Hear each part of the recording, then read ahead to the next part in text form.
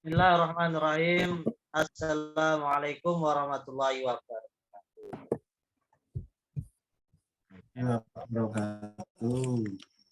Alhamdulillah rabbil alamin. Assalatu wassalamu ala rasulillahi ajma'in. Hamdan wa salaman amma ba'd.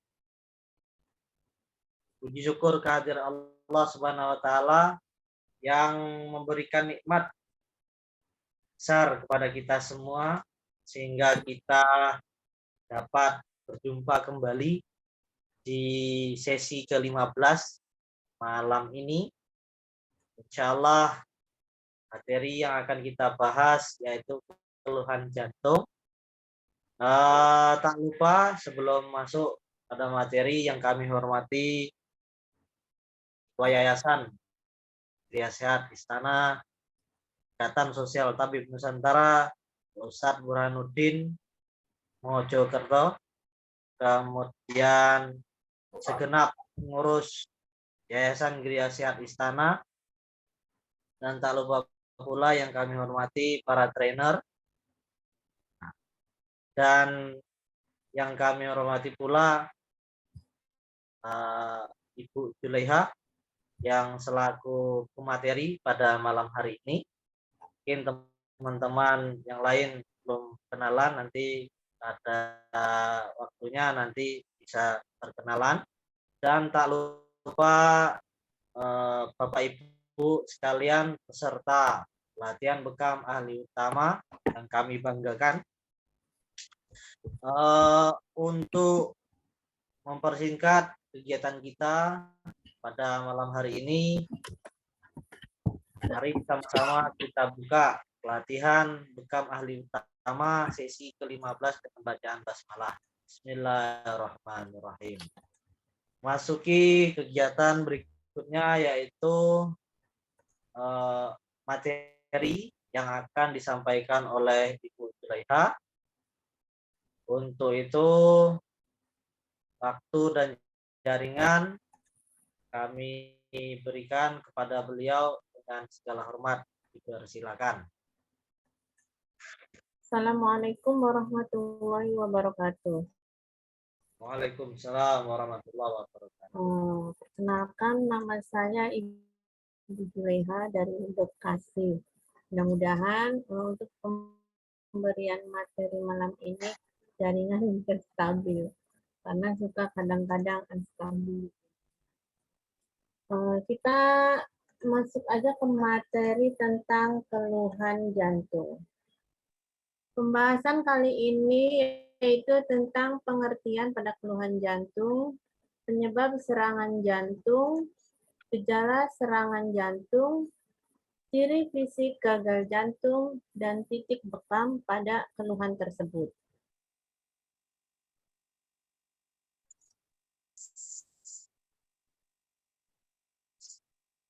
Bagaimana sakit jantung itu? Penyakit gagal jantung merupakan suatu keadaan darurat, di mana jumlah darah yang dipompa oleh jantung setiap menitnya tidak mampu memenuhi kebutuhan normal metabolisme pada tubuh.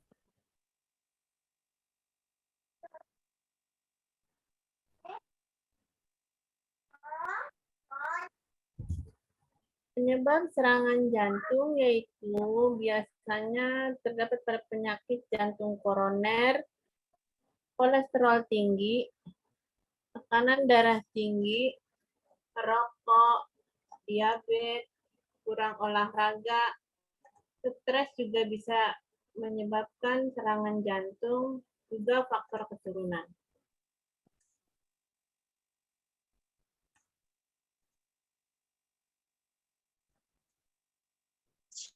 Gejala serangan jantung biasanya yang dirasakan adalah nyeri pada dada.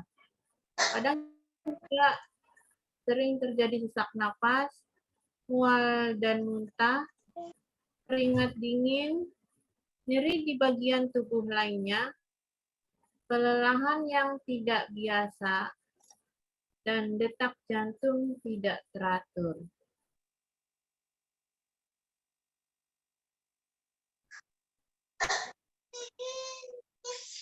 Area nyeri pada penderita gangguan jantung. Kita lihat pada tabel gambar di samping. Area nyeri pada penderita gangguan jantung itu bisa dirasakan di belakang tulang dada. Di belakang tulang dada itu terus menjalar ke leher. Terkadang juga dari dada ke ulu hati. Itu sering dianggap emah. Kadang juga dari dada ke bahu dan lengan. Ada juga yang dari dada menjalar ke rahang. Kalau di bagian belakang itu terjadi di area punggung antara dua belikat dan terasa sakit, kadang juga sesak.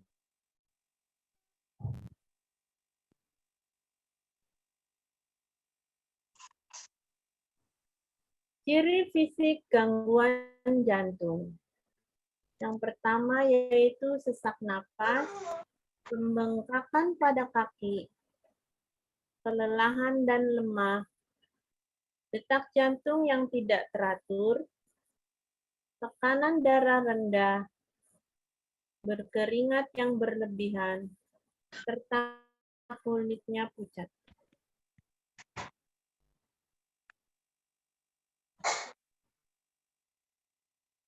Nah, kita lihat di samping titik bekamnya untuk titik jantung. Yang pertama yaitu kahil.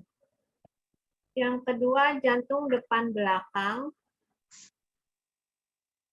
Yang ketiga paru-paru. Yang keempat titik keluh. Yang dirasakannya di mana itu kita bekam di situ.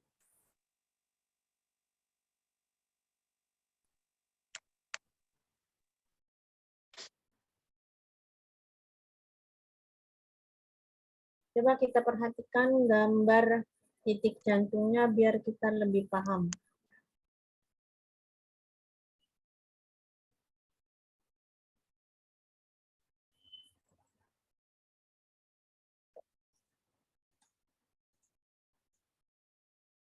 Nah, lebih jelasnya ini ada hasil praktek.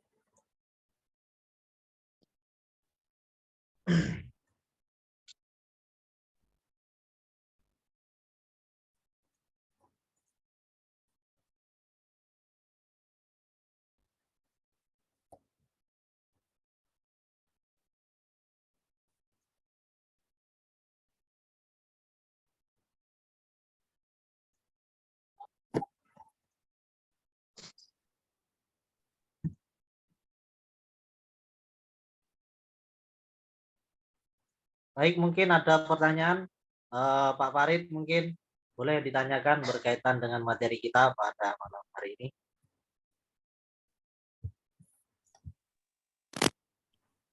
Terima kasih Pak Khalid. Sedikit bertanya untuk yang area depan tadi, apakah itu kan kalau di gambar itu kan ada 6 titik ya? Itu apakah itu diambil semua atau hanya titik keluhnya atau seperti apa? Nonton Pak Khalid. Gimana?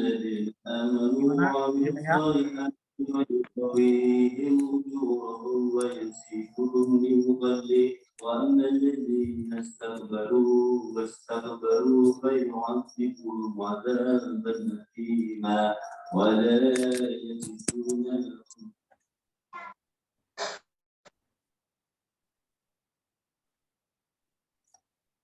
Kalau biasanya saya kalau menangani pasien jantung itu ambil titiknya langsung semua ini Pak, depan belakang. Depan belakang diambil, kemudian titiknya ya ini. Areanya depan itu 3 di atas, kemudian 3 di area yang terdekat bagian sebelah kiri. Nah, ulu hati termasuk diambil bagian itu. Karena ketika sakit atau kena serangan itu mau nafas saja susah. Nah, jadi ada beberapa pasien saya itu yang tidur itu tidak bisa merebahkan tubuhnya, jadi tidurnya itu agak nyender, duduk sambil duduk begitulah kurang lebih. Memang kalau berat badannya itu dikategorikan sebagai obesitas. Nah, kemudian saya bekamnya kondisi dalam keadaan duduk. Kalau miring berdiri tengkurap tidak bisa dia, karena sudah kena minyak, kena lemak ya, lemak di jantungnya itu. Mungkin apa namanya, Bu Juleha pernah menangani pasien jantung? Ya, makasih Mas Khalid. Kami sering banget lah menangani pasien dengan penderita jantung. Jadi pas dibekam di bagian belakang itu antara paru-paru dan jantungnya itu keluar air. Sering sekali keluar air. Mungkin itu sudah terjadi komplikasi. Kami selalu menangani kalau penyakit-penyakit yang sudah komplikasi itu kombinasi dengan lintah dan akupuntur. Jadi nggak hanya bekam. Untuk penderita-penderita kalau misalnya sakit jantung ini kan termasuk sakit-sakit yang parah lah. Orang-orang kan takut kalau sakit jantung, paru-paru, diabetes, kayak gitu kan sakit. Nah, kami di sini nanganinya habis dibekam terus kita lintah. Jadi untuk masukan buat para ahli terapi bekam yang baru belajar, nanti kalau sudah ahli harus kita dampingin dengan ilmu-ilmu yang lain, tidak hanya dengan bekam. Ya. Nanti dari GSI suruh masuk ngadain pelatihan.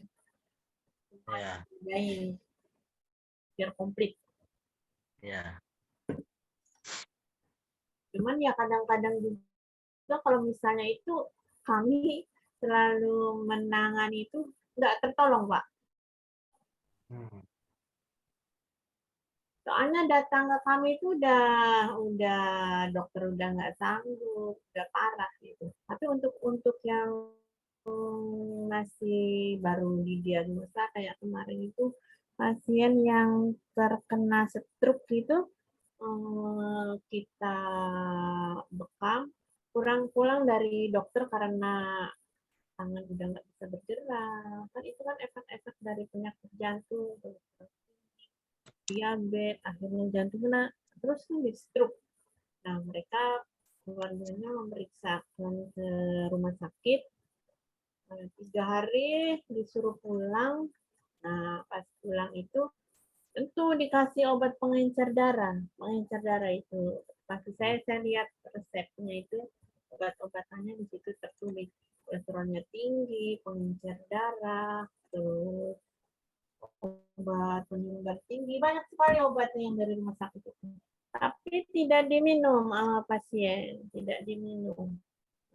Terus ada yang ngasih tahu, coba di terapi bekam, Pak Suwanto gitu. Terus akhirnya kita ke sana, kita pertama kita bekam.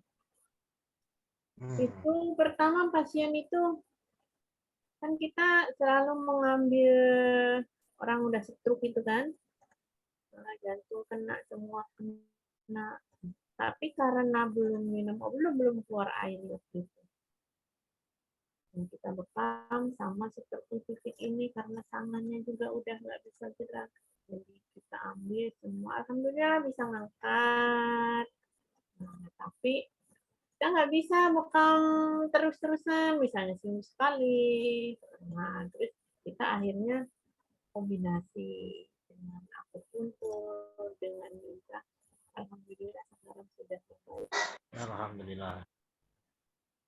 Baik, mungkin ada lagi yang lain mau ditanyakan? Boleh. Umu Fauzan mungkin.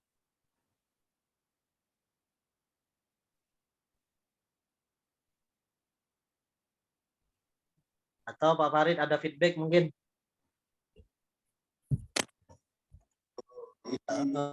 Tambahan, Pak. Pertanyaan tambahan maksudnya.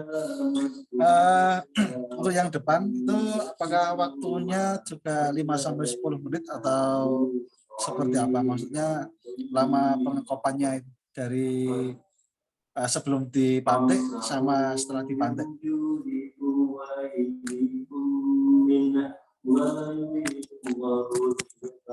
Gimana Bu Juleha berkaitan dengan durasi?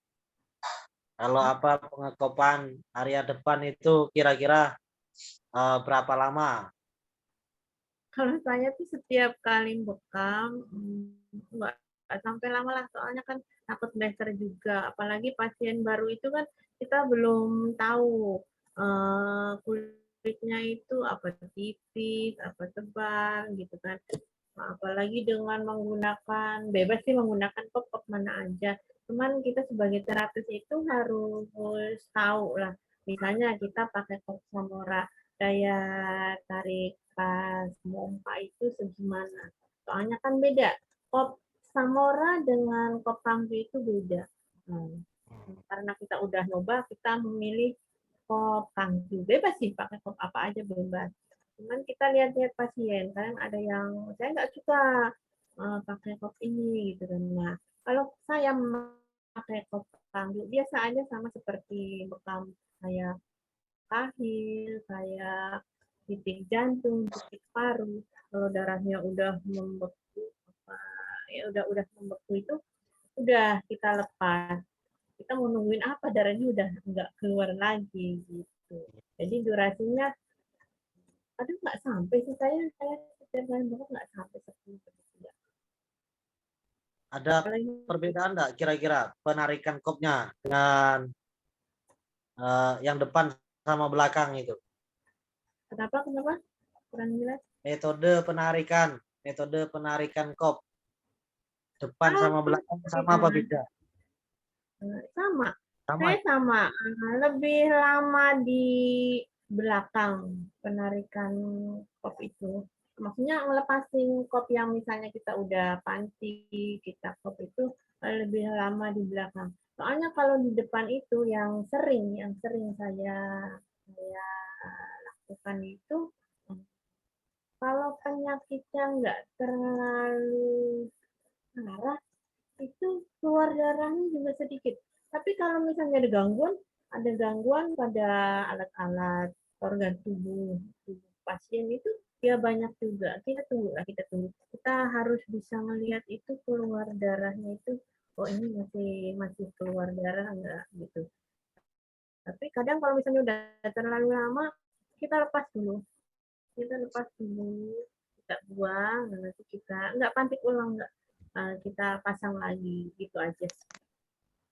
Baik. Begitu Pak Farid, jadi kondisional Pak Farid. Terima kasih. Pak Nuri. Ya, Assalamualaikum warahmatullahi wabarakatuh. Warahmatullahi wabarakatuh. Kalau semua sama berarti hanya dari titiknya saja tadi, dan garis besarnya kan di titik sesuai dengan titik keluh sama titik utama secara bersamaan gitu aja ya. Iya benar. Oh iya, masukan Ustadz, kalau bisa sebelum pemateri dikasih, tolong dikasih materi dulu biar kita bisa belajar dulu nanti. Jadi ada pertanyaan, kalau saya bingung mau tanya karena menunggu materinya nggak pegang. Oh iya. Jadi ya Siap. hanya ulasan terlalu cepat juga ulasannya, jadi belum bisa menerima seperti apa gitu. Jadi bingung mau tanya apa. Betul. Ya. Saya Sekian. kirimkan ya. Biasanya saya kirimkan lebih awal. Iya. Iya, iya, iya.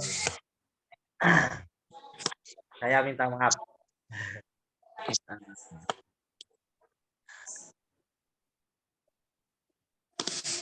Saya kirimkan dulu ya materinya. Oke. Coba.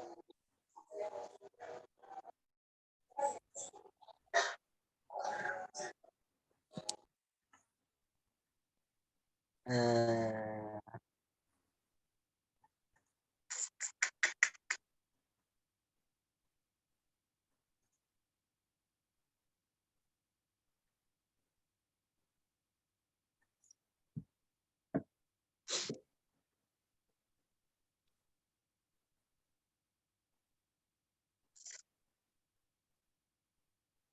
Umum Fauzan, mungkin kemarin kan ada yang mau ditanyakan berkaitan dengan materi apa kemarin?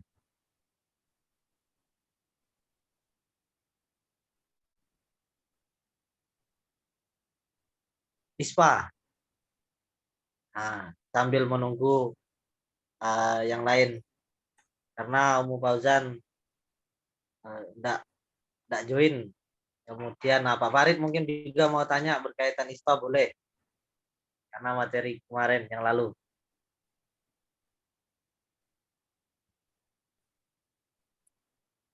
Yang ISPA belum ada pertanyaan Pak. Nanti kalau karena belum pernah menangani itu yang ISPA. Belum pernah menangani ya? Belum. Sedikit Pak. Untuk yang ISPA itu sama batuk sama ya titiknya. Sama. Misalkan batuk dikasih titik yang ISPA itu bisa berarti ya. Bisa. Yang Ya. Pajak itu.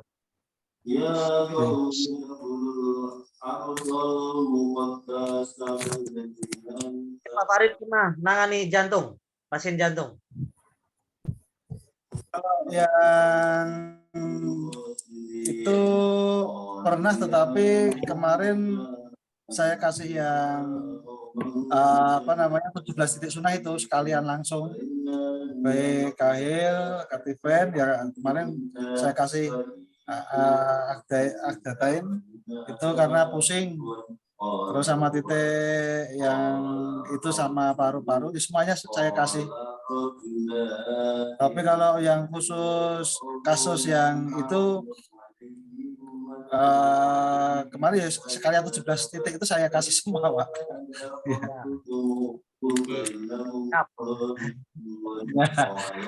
Istilahnya servis ya.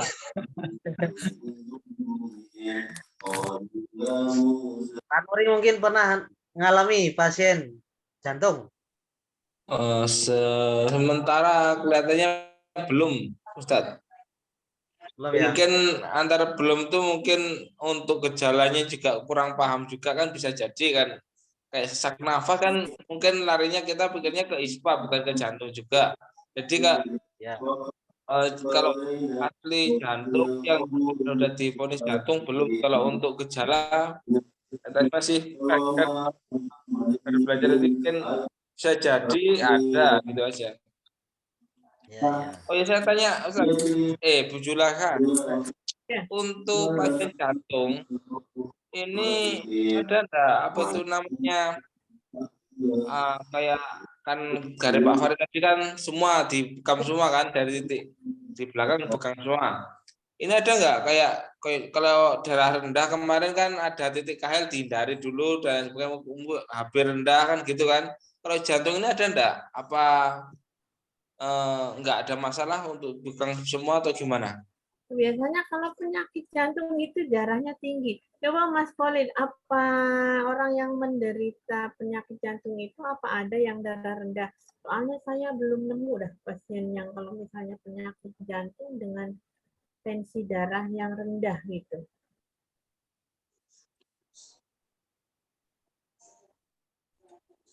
Kalau di slide kita itu penyebab serangan jantung yang pertama itu kan jantung koroner. Kemudian kolesterolnya tinggi.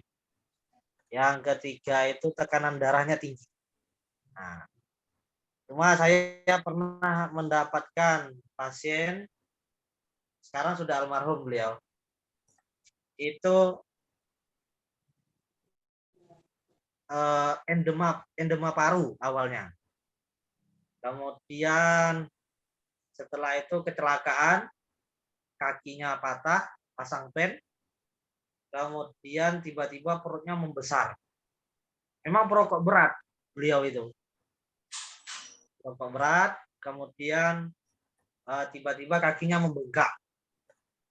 Nah, kaki membengkak, kemudian kulitnya memucat, menandakan bahwa darahnya kurang.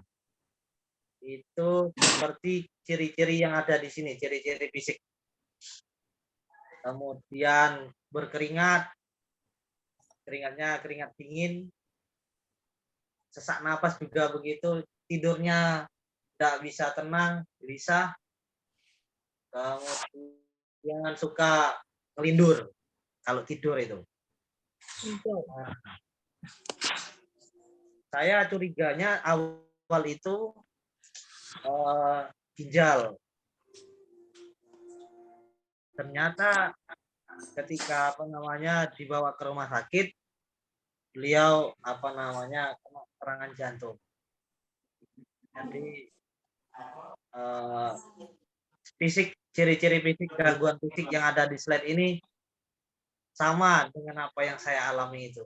Kenapa kok pada saat itu saya tidak curiganya kepada jantung, malah curiganya kepada ginjal. Itu pengalaman yang pernah saya alami. Pasien memang ada, itu 1 minggu sebelum beliau meninggal, saya bekam itu. Itu sama. Kebetulan beliau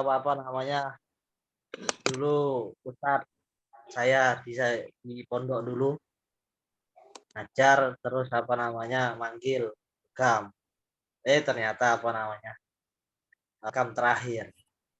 Dulu rutin bekam sama saya. Itu pengalaman saya, Bu Juleha. Itu pas dibekam keluar darahnya keluar campur air nggak, Pak? Enggak. Itu memang posisi beliau itu kan darah rendah. Darah rendah. Cuma karena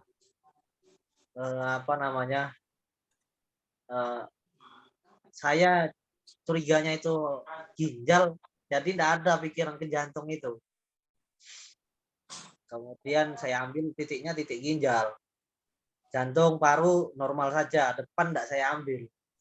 Karena saya kira itu tadi. Berarti untuk tekanan darahnya rendah, berarti untuk penanganannya juga bisa kahil belakangan ya Ustadz. Kalau untuk kondisi ciri-ciri seperti tadi kan, kalau tekanan darah rendah kan ada risiko juga untuk pembekaman kahil. Pada saat itu tidak saya ambil kahil. Memang setelah dibekam beliau merasa nyaman, tidur sudah bisa tidur, tidak seperti sebelum dibekam. Nah, selang 2 hari saya sudah menganjurkan ini tidak dibawa ke rumah sakit saja, tidak. Karena saya melihat ini kok kayaknya udah tanda-tanda, tapi gimana gitulah. Nah, terus akhirnya rumah sakit kena jantungnya.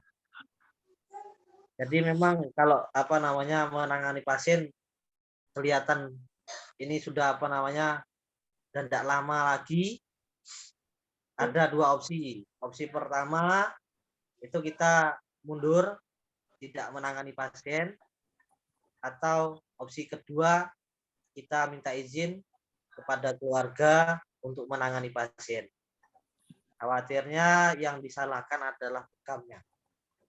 Nah, alhamdulillah apa namanya, karena sudah kenal akrab sama beliau itu keluarganya, jadi saya enggak dipermasalahkan lah. Nah, gitu.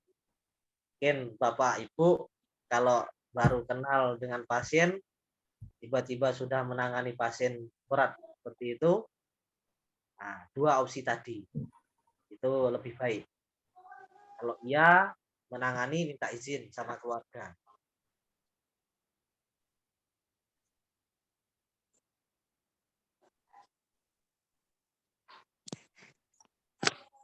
Mungkin apa namanya, Bu Sukma pernah nangani pasien jantung. Assalamualaikum Bu Sukma. Waalaikumsalam. Gimana nih pengalaman penanganan jantung? Saya pernah nangani pasien itu serangan jantung, pas serangan jantung. Jadi dia pingsan. Waktu itu pingsan. Terus langsung saya bekam, titik jantungnya itu langsung tembus ke depan.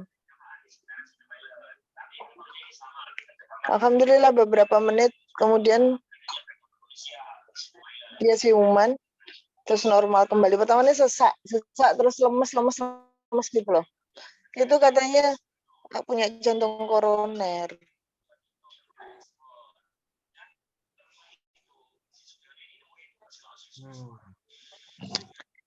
Setelah Berarti dibekam pengambilannya bareng ya? tembus. Pengungkapannya bareng. Bareng. Depan belakang langsung bareng. Tapi ya cuma di kiri, di titik jantung saja. Nggak ambil kahil, nggak ambil kemana-mana, cuma ambil itu aja. Titik jantung tembus depan. Pasien laki-laki tuh, jadi di sekitar dada kiri itu dikasih 4-5 kop. Belakang juga begitu, 4-5 kop. Nanti dia panas. Sekitar jantungnya gitu udah kerasa panas. Kan pertamanya badannya dingin kan? Iya. Badannya kan dingin. Setelah di kop itu anget begitu. Akhirnya lancar lagi. Bernafas lagi. Alhamdulillah. Maksudnya pertamanya kan nafasnya kayak tersengal-sengal. Alhamdulillah. Alhamdulillah. Tapi setelah itu ya harus rutin bekam itu karena biasanya kolesterol tinggi. Pasien rutin kolesterol tinggi dia.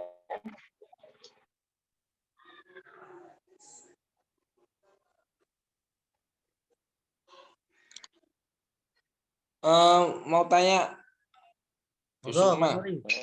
Begitu kalau keterangan pengalaman Bu Sukma saya. tadi kan Kalau dari yang lain-lainnya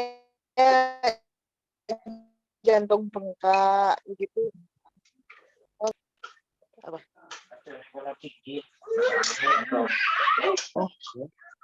Halo? Ya. Halo, nggak kedengeran. Halo. Boleh. Ulangi.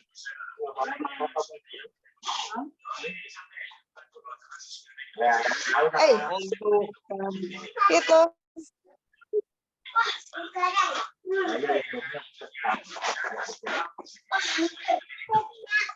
dari keterangan tadi kan Halo. dari dada sebelah kiri ya. Kalau dari slide-nya tadi kok sebelah kanan, Pak ya? Cuma gambarnya Untuk Pak Nuri. keterangan dari gambar tadi.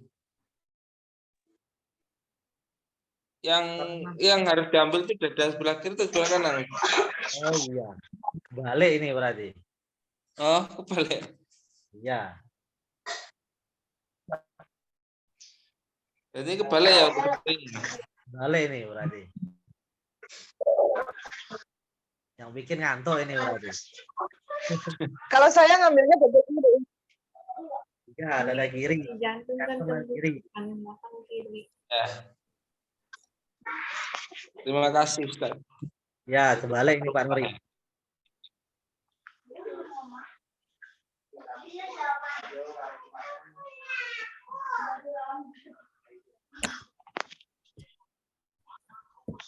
mau tanya, Pak. Kalau untuk kasus ini itu pengambilannya berapa minggu sekali atau berapa bulan sekali atau bagaimana, Pak?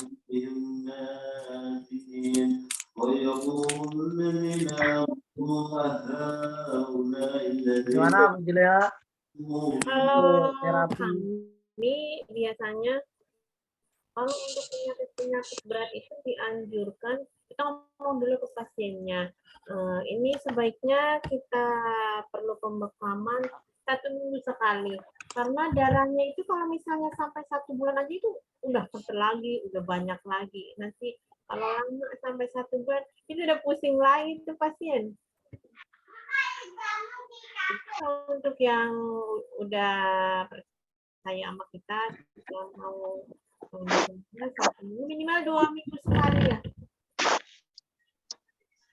Karena yang darah yang kita keluarkan itu kalau terlalu lama nggak dikeluarin lagi bisa menggumpal lagi gitu. Jadinya pasien-pasien yang di sini mau kok satu. Apalagi yang untuk stroke ada serangan jantung, yang ada penyakit jantung gitu yang komplikasi kayak gitu. Nah itu 1 minggu sekali. Tapi banyak juga yang kalau misalnya kita nggak maksa, yang penting kita udah kasih saran sebaiknya kita kasih tahu ke pasien sebaiknya untuk yang memiliki penyakit seperti ini kita sarankan 1 minggu sekali. Nah, kalau misalnya nggak bisa ya 2 minggu sekali, terus minimal 1 bulan sekali. Kadang ya mereka juga terkendala sama ekonomi, kadang seperti itu. Jadi ada yang nanti 1 bulan sekali aja. Ini untuk sembuhnya emang sembuhkan ya urusan Gusti Allah. Tapi kalau misalnya dia 1 minggu sekali, penyembuhannya lebih cepat. Pola makan juga harus diatur itu.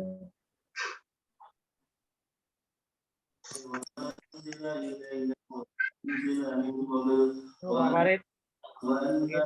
Kalau yang sudah-sudah, kalau diambil seminggu sekali itu kira-kira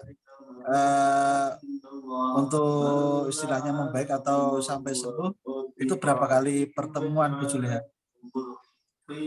Kalau kami di sini itu kalau misalnya udah rasa mendingan mereka nanti jadi 1 bulan sekali itu kalau udah entengan kita nggak setiap minggu misalnya 1 minggu sekali nanti kita kasih jarak lagi kalau misalnya pasien sudah enak kita kasih waktu lagi kita undur nggak 1 minggu nanti 2 minggu nanti tinggal minggu sekali gitu nanti kalau udah enak nanti sampai itunya itu 1 bulan sekali udah nanti kadang diambilnya tanggal sunnah doang kalau udah enak untuk yang pasien-pasien yang biasa kami tangani untuk penyakit-penyakit yang lumayan berat itu mereka juga kan nggak betah kalau pada udah ngerasa nggak enak ada kemarin itu yang stroke yang memiliki penyakit jantung per 3 hari udah telepon lagi kapan dibekam lagi kayak gitu karena kita bingung titik mana yang bekam makanya kita perlu kombinasi dengan keahlian yang lain itu ya perlunya seperti itu ada yang misalnya habis dibekam nanti dilita kayak gitu.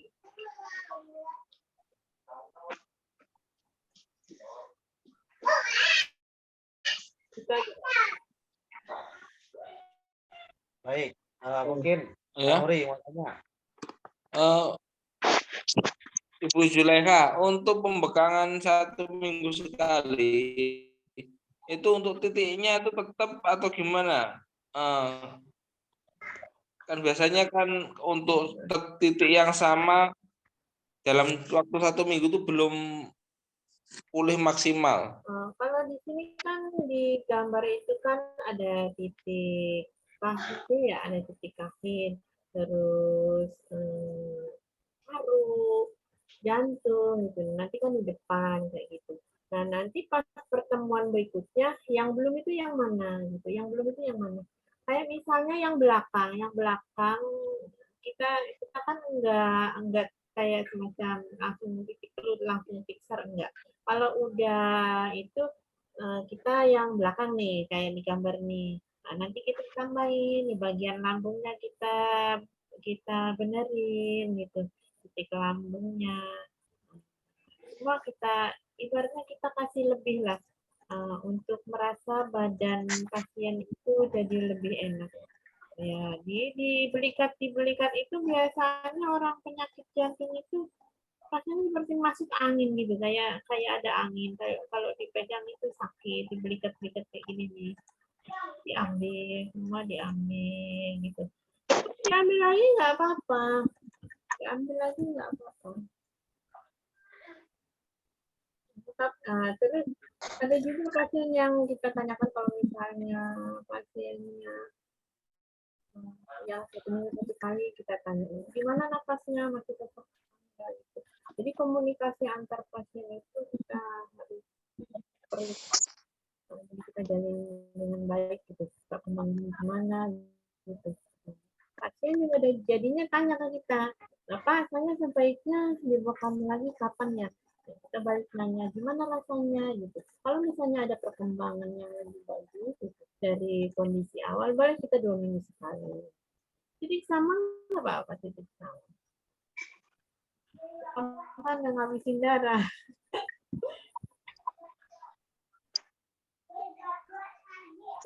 Baik. Mungkin ada lagi yang mau ditanyakan atau feedback, Pak Nuri atau mau Fauzan Ya, mungkin katanya. Ya, mau nanya dulu.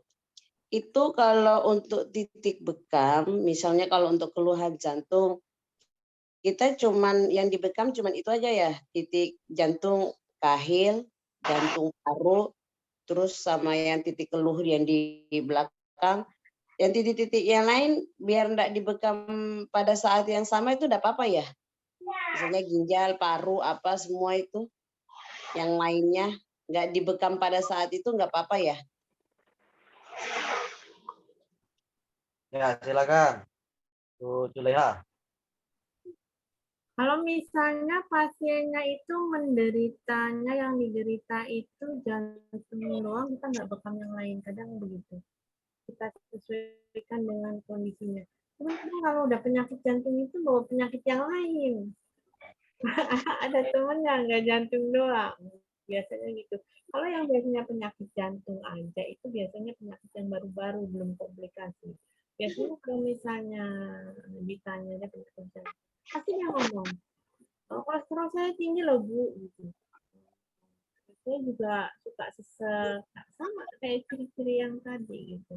Nah, untuk minggu pertama ya, kalau saya misalnya pasien datang dengan kondisi darurat kayak gitu, misalnya kita dipanggil, tolong ada pasien kayak tadi misalnya sesek kayak gitu, kita langsung tanganin ke titik keluh yang seperti di gambar. Tapi nanti berikutnya kita tanyain, misalnya pasien itu ngomong ke kita, saya dari dokter kemarin tuh, saya ternyata punya ada sakit jantung. Terus gula darah saya juga naik gitu. Kita tambah itu titik diabetes di mana gitu. Saya juga suka mual gitu benar. Jadi sesuai dengan kondisi pasien. Kondisi pasien harus kita sesuaikan titik keluhnya di mana gitu. Itu aja. Gitu, Bu Umu Fauzan. Mungkin ada feedback atau mau tanya lagi? Mau nambah ya? Ya seperti itu tadi, pasien saya tuh datang dalam keadaan dia sudah lemes, terus tersengal-sengal. Itu nggak usah ngambil titik-titik lain, tapi langsung ke titik jantungnya aja dulu. Diperbaiki dulu itu, nanti kalau sudah dia netral, nanti bekam berikutnya baru titik-titik lain begitu. Begitu ya, Bu Juleha? Begitu deh. Ya, kalau baru datang itu kita langsung fokus ke, kalau kita ya namanya titik keluh langsung ke yang sakit yang mana, tanyain yang sakit yang mana gitu. Kalau kita nanti kalau udah enakan, baru kita komunikasikan lagi. Ini perlu dibekam, nggak di titik keluh aja. Misalnya ini ada yang harus dibenerin, kayak di sininya gitu. Gitu, Mbak Fauzan, mungkin ada feedback atau mau tanya lagi? Berarti itu nanti berlaku untuk semua keluhan ya. Jadi ketika ada orang yang datang, kita fokusnya ke keluhan utamanya berarti ya. Iya.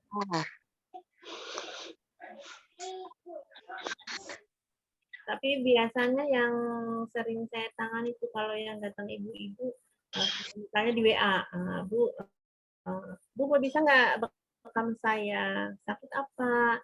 Nah, keluhan saya ini. Keluhannya cuma 1-2 dah. Tapi kalau udah ketemu, ntar nanti saya sakit ini. Merembet full body. Semua. Itu nanti untuk para peserta itu nanti kalau misalnya udah lama, udah bertahun, tambah tahun, nanti pasiennya seperti itu. Mak datang, misalnya saya sakitnya ini. Jadi kalau ibu-ibu ini biasanya, ibu kalau bapak-bapak jarang. Saya melihat Pak Suwanto itu pasien datang, Pak, saya mau bekam, badan saya sakit, udah. Enggak banyak yang diomongin sakit ini, tapi juga perempuan lagi. Ininya sakit loh Bu, ininya sakit, kamu hampir dah semua.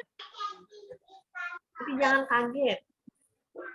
Jadi buat ibu-ibu yang datang pasiennya seperti itu, yang dikeluhkan banyak.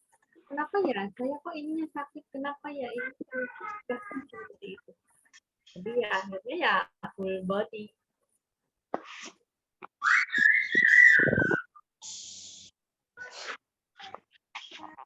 Baik, mungkin ada ya lagi yang ingin ditanyakan? Sedikit Pak Kulit. Oh, Pak Warid. Ini misalkan kan untuk yang misalkan saya nantinya menemui pasien yang wanita, misalkan titik keluhnya itu kalau mungkin yang di dada atas kan mungkin enggak apa-apa, tapi kalau yang titik keluhnya di pas area bawah dada itu kan ya kurang kurang ini ya. Mungkin apakah ada titik efektif yang di punggung gitu? Misalkan menemui pasien wanita. Bagaimana? Kalau pendapat saya soal yang seperti itu, itulah diperlukan kenapa kita harus suami istri bisa membekam. Karena kalau datang pasien itu suaminya merasa enak kayak misalnya dia harus dibekam. Nah istrinya mau apa misalnya kita sebagai seorang hilang terus ikut membekam kan enggak. Jadi sedikit demi sedikit kita ngomong ke istri biar kalau misalnya ada pasien perempuan biar istri kita yang membekam.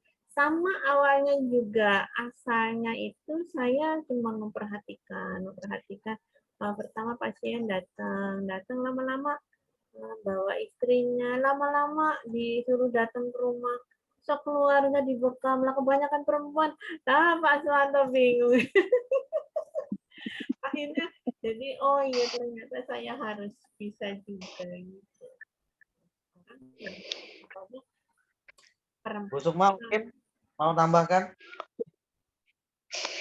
Kalau untuk alternatif lain, kalau memang sudah darurat, misalnya Mas Farid datang ke rumah pasien, terus pasiennya itu sudah memang darurat, terus enggak bawa pendamping perempuan ya, ambil dibelikan bawah rusuk yang paling bawah itu loh Mas. Tapi dari punggung. Pokoknya punggung kiri itu sampean ratain. Oh iya. Alternatifnya di situ. Kalau memang nggak enak bekam yang di depan loh. Iya. Tambahan itu juga bisa loh Mbak, yang enggak di dekat ini, di dekat samping kiri itu itu juga Nggih, iya. suka sesek itu. Di ketiak, bawah ketiak. Di bawah Ke ketiak bawah. itu. Jadi belikat itu tadi tuh ada gambarnya tuh, yang belikat muter itu. Pokoknya garis belikat itu cak lengkung itu harus kena semua nih, kayak gambar yang di sebelah kiri itu. Iya. Ini yang di area punggung antara dua belikat itu. Oh iya, iya. Nih yang paling bawah nih. Kanan kiri itu ya. Nah, itu sampai dekat ketiak itu biasanya di situ itu sering sakit, itu yang sering dialami perempuan. Pasien saya itu banyak. Kemarin juga habis ngebekam, tapi dia bukan jantung. Cuman kalau kata saya sih masuk angin karena kelelahan, masuk angin, kena kipas, kena AC, kayak gitu. Jadi yang dibekam itu ya di titik nih yang paling bawah nih, itu semua nih, semua. Ini sampai atas saya yang gambar yang tadi tuh sampai atas, jadi semuanya harus kena itu. Kalau sampai lengannya aja itu bisa terasa sakit itu. Lengan kiri biasanya sakit kalau Lengan penyakit kirinya jantung. itu pasti sakit. Kalau misalnya nggak riskan ya enggak terlalu bawah ya Mbak Sukma, nggak terlalu bawah, yang deket belikatnya, belikat atas itu di bawahnya itu diambilin situ. Biasanya enak.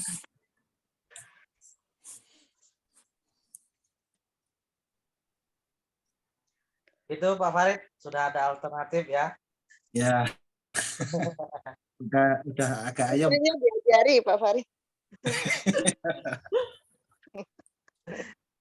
Nanti tuh kalau ada pertemuan di Solo kapan? Itu. Insyaallah bulan Mei akhir, minggu akhir. Mei. Mei. Kayaknya saya ngalang nggak ke haul itu, nggak ke haul Panggul dah. Biar Bulan Mei juga itu. Itu kan kalau haul Tanggul yang di Jember itu 6-7 Mei. Biar dah Pak Suwanto biar ke sono ke Solo biar ketemuan. Biar pada dilita, biar pada diapuk buntu. Siap. Baik Bapak Ibu sekalian, mungkin ada lagi yang ingin ditanyakan berkaitan dengan keluhan jantung.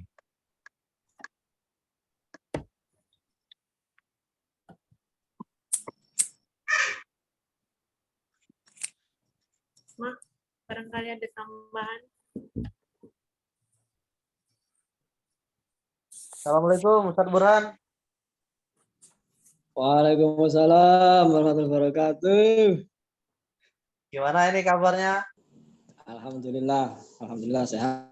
Nah, mungkin ada pengalaman boleh berbagi pada kami ini berkaitan dengan jantung, termasuk menangani pasien perempuan kalau dalam kepepet bagaimana? Ya, pengalamannya sama dengan teman-teman tadi. Cuma ada yang pernah unik, pasien itu stroke, cuma sebab utamanya jantung. Kemudian setelah penanganan medis, bahkan operasi buka tengkorak, dia baru tahu kalau saya bekam. Tetangga agak jauh lah. Kemudian ke rumah bekam. Waktu itu mungkin hari apa ya? Hari Rabu mungkin. Rencana kontrolnya hari Jumat. Akhirnya saya tanya ke kondisinya, cerita kalau sebab utamanya itu jantung awalnya, kemudian stroke. Akhirnya saya fokus ke titik jantung. Nah, cara saya fokus itu saya ambil belakang saja. Tapi saya buat instrumen cakram atau seperti lingkaran piring Itu. Pas tengahnya saya kasih cek, terus saya lingkari 6, memutar 6. Seperti biasanya saya kirim di grup itu. Kemarin kapan itu? Jadi dari sebelah punggung kiri itu saya kasih 7, tengah pas jantung melingkar 6. Itu B6 mungkin, ke B6 bisa itu. Jadi rapat, fokus ke jantung. Setelah saya bekam, lusa, saya kontrol, dia kontrol. Kemudian dokter bilang, loh Pak, kondisinya optimal sangat sekali Pak. Jantung sampean kok sangat bagus sekali. Ngoten. Saya tadi itu dia bulan depannya cerita ke saya. Bulan depan dia bekam lagi cerita ke saya kalau dokter heran kondisi jantungnya sangat bagus sekali. Akhirnya saya kasih tahu, jangan bilang kalau bekam karena sebagian orang dokter itu kurang setuju dengan bekam. Enggak Gus, saya enggak cerita kok. Sampai sekarang dia pasien tetap saya, yaitu saya beri perawatan jantungnya dengan instrumen cakram itu, 1 di tengah, yang 6 melingkari tengah itu. Ya. Nah, untuk pasien perempuan Pak Farid, mungkin kita enggak perlulah ambil depan, karena mungkin apa ya, malu-malu walaupun mau. Karena apa? Karena menurut anatomi tubuh manusia itu organ-organ dalam itu akarnya menempel di organ belakang. Termasuk jantung itu akarnya menempel ke belakang. Itu. Tadi fokuskan di punggung kiri karena akar jantung itu nempelnya di organ belakang. Lebih optimal nanti dari punggung cukup. Tapi kalau memungkinkan, mungkin pasien sama laki-laki, sama perempuannya, bisalah depan belakang. Tapi kalau kita mungkin ya tabu lah, optimalkan yang belakang saja, mungkin pakai instrumen cakram lebih mengena, pasti kena nanti. Di 7 kop, B2 melingkar, tengah 1. Nah itu, tarik. Karena apa? Akar jantung itu ada di belakang.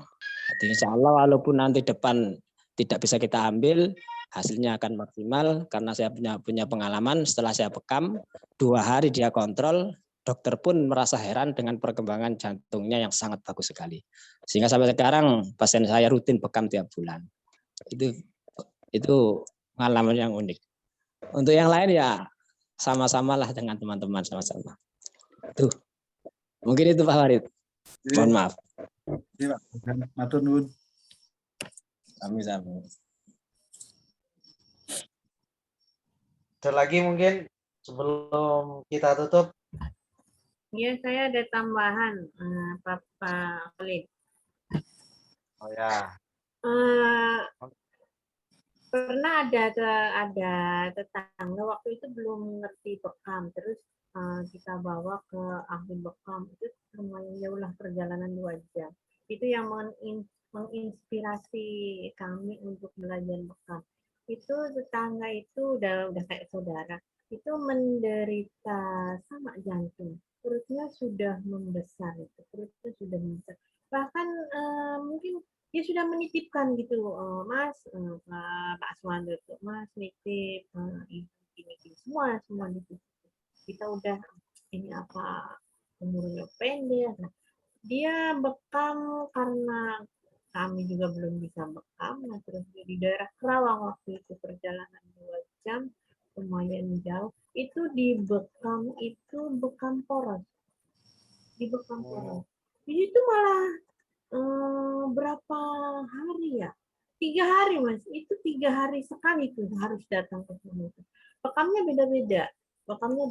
Misalnya kayak depan, nanti besok misalnya 2 hari lagi suruh datang belakang gitu. Entah, tapi di manajemen itu. Terus bekamnya itu bekam poros. Dari kahil itu sampai tulang ekor. Itu bekamnya itu. Rapat sekali. Dan itu kepala itu harus dibekam. Laki perempuan nggak ada kecuali harus digundul di sana, nggak pakai tawar menawar. Mau sehat gundul. Laki perempuan rambutnya panjang pendek harus digundul. Nah terus dibekam poros dari atas ke bawah. Alhamdulillah sekarang sehat. Sehat, terus kita akhirnya disuruh coba kamu belajar gitu. Akhirnya beliau menyemangati kami untuk belajar bekal. Jadi keluarga beliau setiap misalnya ada yang sakit apa mengundang kami itu dengan dari kemarin belajar dari kemarin itu tuh belajarnya seperti itu. Jadi bekal poros itu penting kalau misalnya kadang di luar mana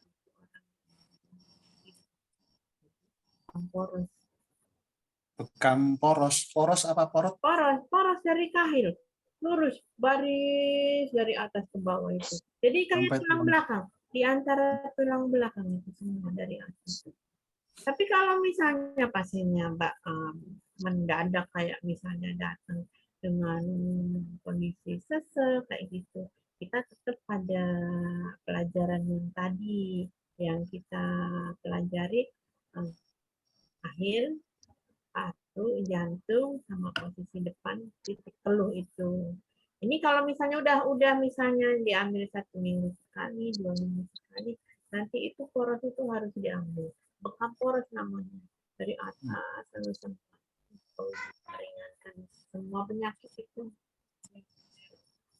di tulang belakang itu baris itu aja mas kalau ditambahin.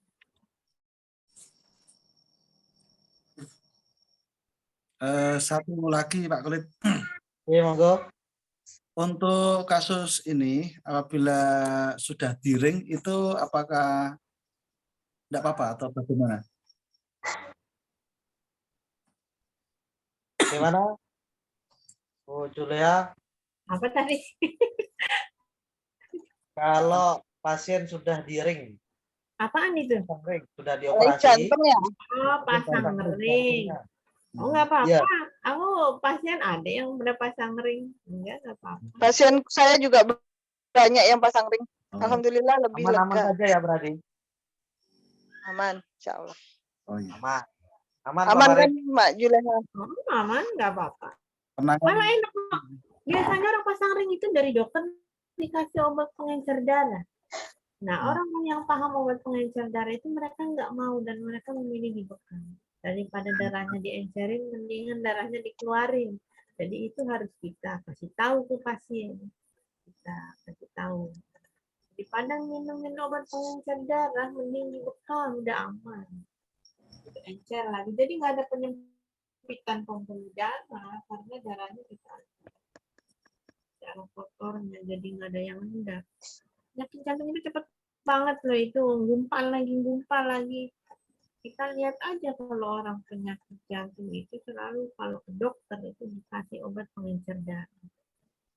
Jadi mending daripada pasien saya nggak mau itu dikasih pengencer darah. Saya lihat lagi, cuman ngecek doang. Kalau ke dokter ngecek keadaannya gimana udah baik. Tinggal kalau yang stroke tinggal kekuatan aja. Kekuatan kan nggak bisa dari bekam. Itu kan Allah yang ngasih. Itu aja. Jadi sekarang tinggal gitu doang. Kayak misalnya tangan belum bisa ngangkat, tapi udah bisa digerakin, tapi genggamnya enggak bisa keras gitu. Nah, itu cuman kekuatannya dari Allah, nggak bisa dari. Tapi kalau untuk jantungnya udah membaik. Berarti Mas Walid. Oke. Tanya, Bu Monggo. Julia, untuk kasus pasien yang diring tadi, jantungnya udah diring, penarikannya tetap sama dengan pasien yang belum diring atau gimana? Saya sama aja. Penarikan sama aja ya? Biasa aja. Tarikan bekam itu segimana sih kerasnya? Enggak kok, biasa aja. Berarti nggak perlu dikurangi yang mungkin lebih pelan, nggak perlu ya, sebab kan kebanyakan Pak orang yang udah diring takut untuk dibekam. Kasih tahu aja itu enak kok. Itu aku kalau narik itu cuma 2 tarikan aja. Tapi tarikan saya itu juga nggak sampai full ke atas gitu, nggak sampai full ke atas. Jadi biasa aja. Kalau tarikan 2 itu kalau pakai samurai itu kan kenceng banget. Aku pakai kantu biasa aja. Tapi kalau Pak Suwanto yang Bekam itu tarikannya 2, sakit ya. Beda. Bekamannya beda, tarikannya itu beda. Kenceng kalau suami yang bekam itu kenceng. Kalau aku biasa aja untuk yang pasang. Itu aja. Ya, terima kasih. Ada lagi mungkin Pak Farid, apa Pak Nuri, apa Umu Fauzan?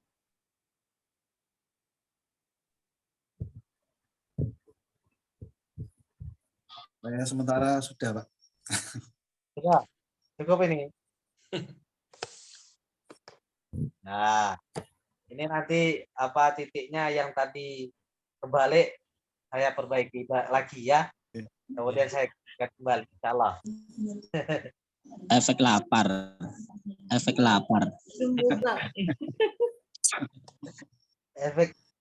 lapar, betul.